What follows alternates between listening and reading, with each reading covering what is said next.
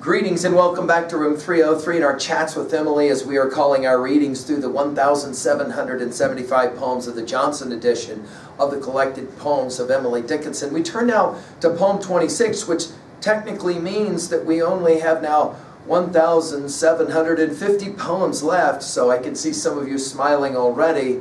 This is poem number 26, It's All I Have to Bring Today. Now, I'm fascinated by this poem for the same reason that I'll be fascinated when we hit poem number 441, the famous This Is My Letter to the World That Never Wrote to Me.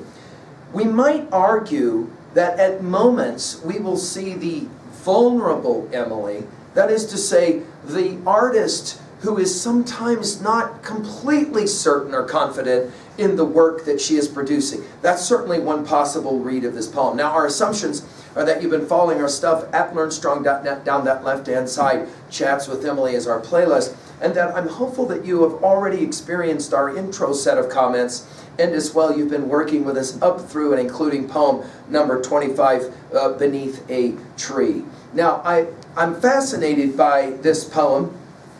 Wishers pointed out, by the way, that there was a misprint early on with the line someone the sum could tell was actually printed as the sun could tell, but our Johnson edition has made the adjustments.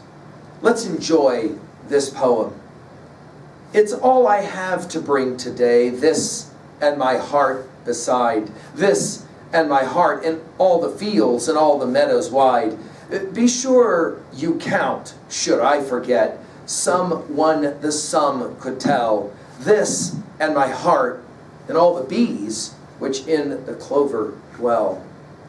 I'm fascinated by this poem in a number of ways. First of all, the tone of this poem seems to put Emily chatting directly with you. And because we call this series Chats with Emily, some of you are beginning to recognize why. Emily, of course, at the end of her life was conducting conversations usually through a half-open door where she sat behind, and she didn't even have face-to-face conversations. That Emily, I think, is speaking in some ways a poem like this to you, the reader, to say, look, I'm doing the best I can right here, right now. It's all I got. Notice, it's all I have to bring. I love the word today. In other words, it may be that Emily's crazy life, all the other stuff that she was asked to do, has taxed her, and this is the best that she can produce for this day. Notice the repetition of the word this and all. This, she says, is all I have to bring today, and my heart beside. Now again, this is potentially the vulnerable Emily, we could make the argument. When we meet poem number 441, we're going to have much more to say about this. This is my letter to the world that never wrote to me, the simple news that nature told with tender majesty. Her message is committed to hands I cannot see, for love of her, sweet countrymen. Judge tenderly of me. I love this use of her word heart in this poem, tenderly in that poem.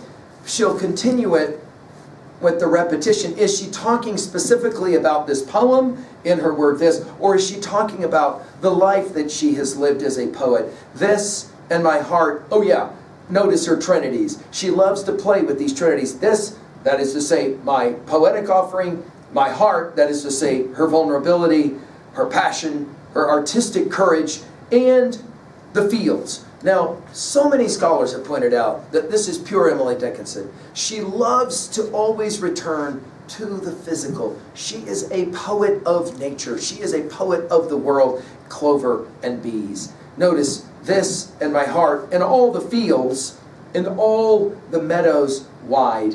Be sure you count. Now, I love this idea of be sure.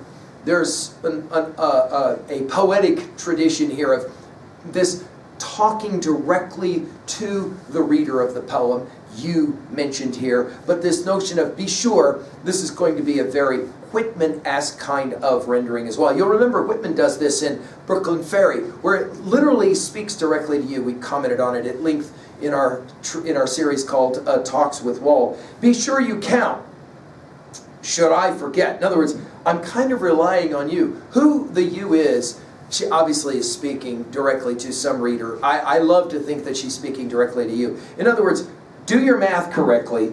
Should I forget, someone, the sum could tell, the total, the encapsulation, the word sum is to me the central word of this little poem. And then she's back to it one more time, so 3 times. This and my heart and all the bees. I love the way she uses bees. When we meet poem 54, we'll play a similar game. If I should die, and you should live, and time should gurgle on, and morn should beam, and noon should burn, and it has usual done. If birds could build as early, and bees go buzzing on. Of course, she spent a lot of time in her garden. She loved bees, and we're going to pay attention to the ways that bees will here be joined, which in the clover dwell. In other words, her poetry is an amalgamation of all things that she can try poetically, and of course that she has witnessed in nature as well. Of course, bees are known for their what? Well, their busyness, their work ethic. This is all I can offer you today, but the bees will continue to work. Maybe some suggestion of her own. At 2A, what are we going to say about a poem like this? I think the argument that she's making is all we can ask of great artists is their heart, their everything, their passion, their ability to present to us the best that they can give to us. And for that, then we will judge tenderly of her, to borrow from poem 441. I love the repetition at 2B in this poem. I love the intimate voice. I love the vulnerability of this poem.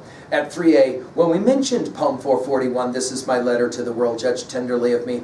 I also love Walt Whitman's Leaves of Grass, Brooklyn Ferry.